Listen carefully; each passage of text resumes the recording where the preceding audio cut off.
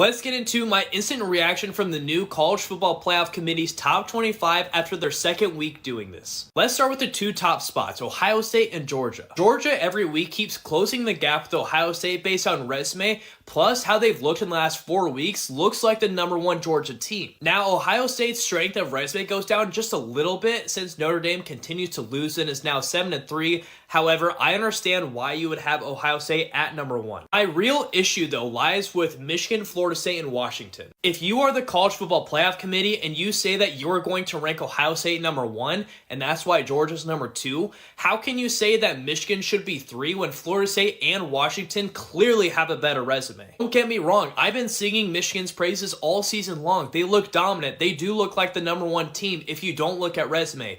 I'm just saying, how can you make a resume argument for Ohio State when you can't make the same argument for Florida State or Washington being ahead of Michigan? Now, some other rapid quick thoughts. Completely agree with Oregon being #6. For Texas and Alabama, I'm just going to throw something out there. Last week, we all said it was okay for the committee to put Texas above Oklahoma, even though that Oklahoma beat Texas because they have a similar body of work. Yet when Alabama has a more impressive resume so far than Texas and a similar body of work, I think you can make the argument that Alabama should be ranked ahead of Texas. Would I personally do it? Probably not. I'm just saying that possibility exists. But if you guys missed it, I had a watch party for the unveiling of the top 25, so make sure to not miss that in the future.